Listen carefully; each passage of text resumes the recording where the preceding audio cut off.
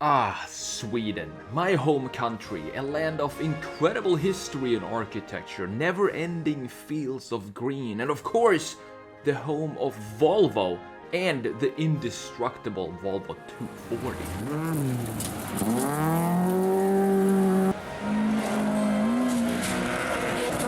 Yes, you read the title to this video correctly. We are going to take the legend, the classic, the Swedish tank, the car that I have so many childhood memories with, and we're going to turn it into an SUV. I know, it's the stupidest idea ever, but at the same time, it would be fun to see what this car would look like. And if Volvo decided to make a Volvo 240 XC in the 1980s.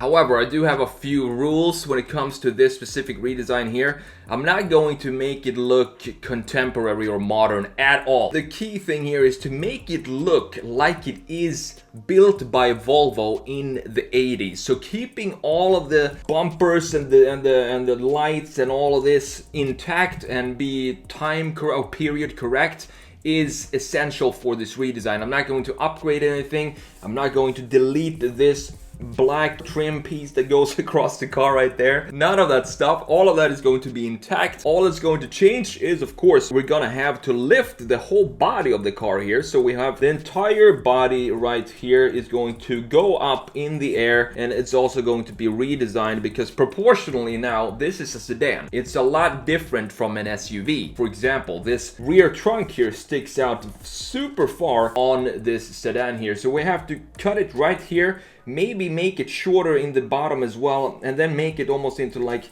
an estate. So it would probably make sense, now that I think about it, to start with the wagon version of the 240, but that would make it maybe too easy. So let's just make it a challenge and turn the sedan into this SUV instead. So with that said, let's just jump in here and let's get started with this redesign, and let's see what would happen if Volvo all of a sudden got the idea of creating an SUV when we're sketching up the 240 and make this 240 into a 240 XC.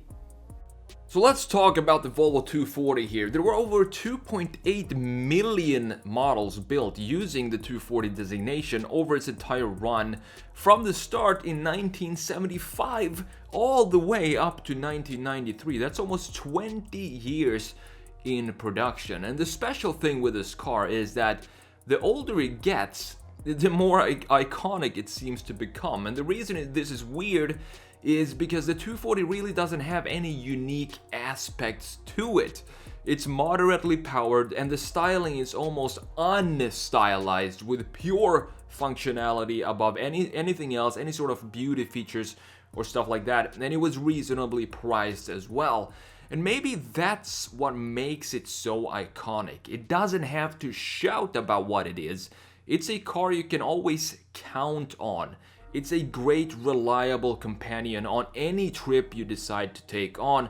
It's quietly confident. Now, a lot of Volvo 240s found their way across the Atlantic here to the US from their birthplace in Sweden, and today you can find them in decent condition for a couple of grand, or $2,000-$3,000. You will be able to find a decent shape 240. However, the prices are going up the rarer these cars become, and the first year coupes, the Volvo 242s, go for over $10,000 if you manage to find them in good conditions. Now, there were a few different variations of the 200 series throughout the years. As I just mentioned, you have the two-door coupe called the 242, you have the four-doors, the standard version, the 244, and the wagons, the 245s.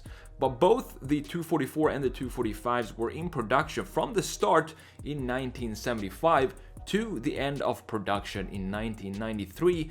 It's really interesting to think about this because keep in mind that the Volvo 240 and the Volvo 850 were in production at the same time for 2 years, from 1991 to 93, even though they are so far apart in design and technology. Now think about that in today's standards. You would never be able to see something like this today. It was totally unthinkable to have a Volvo that was designed 20 years ago be in production next to, let's say, the Volvo XC90. It just doesn't make sense. So now, talking about what's going on here in this crazy redesign that I love already. The problems that I had was that mainly the ride height. So the Volvo 240, the sedan, or pretty much every sedan in the 70s and the 80s and 90s, they sit higher, they sit a lot higher than they do today, because you don't really go the speeds that sedans go today, so there wasn't really this aerodynamic features that you need to consider, and lift and so on. So now in today's world, modern sedans, they sit lower to reduce drag and to reduce lift, of course, and also for a bunch of regulations and stuff like that. But the 240, it sits pretty high. It's almost like an off-roader. It was a really successful rally car. So when we decide to make it into an SUV here, the question becomes, how high do we want to raise it? Because it sits already high above the ground.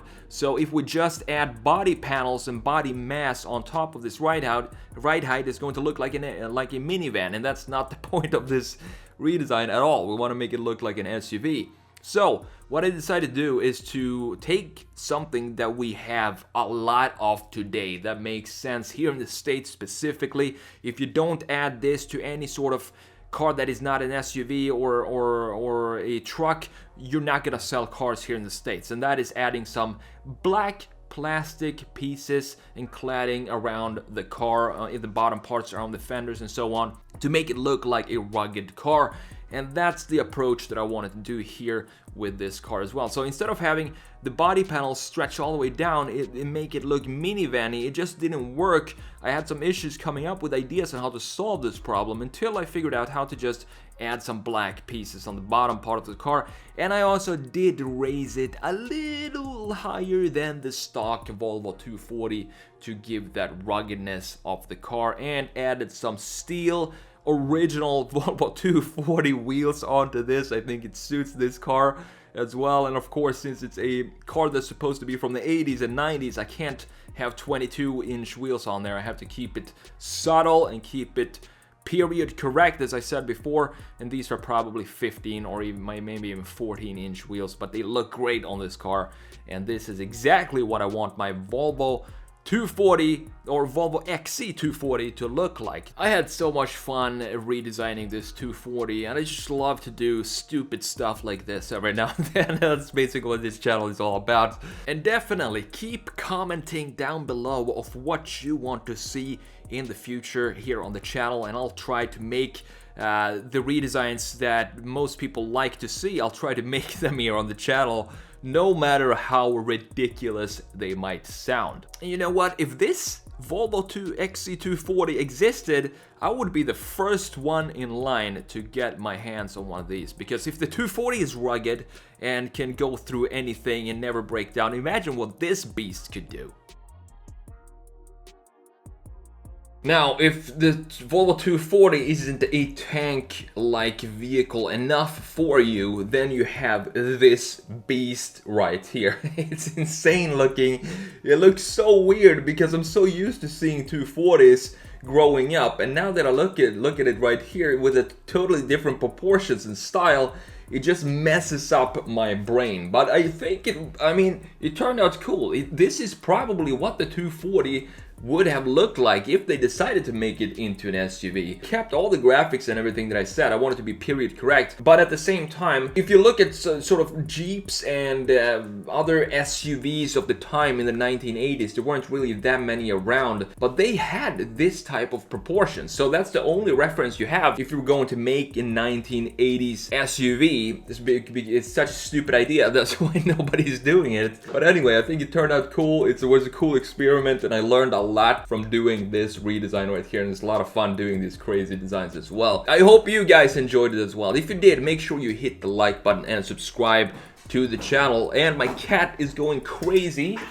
back there. I don't know if you can hear it, but yeah, it's just standard stuff in the TheSketchMonkey office. But anyway, thank you so much for watching, and if you're interested in one of these doodle t-shirts, we just added the Nissan 370Z Doodle t-shirt and a new Hot Rod compilation t-shirts. That's all in the store, so I'm gonna link that down below in the description if you want to go and check those out. Thank you so much for supporting the channel. I'm TheSketchMonkey. Take care, and I will see you in the next video.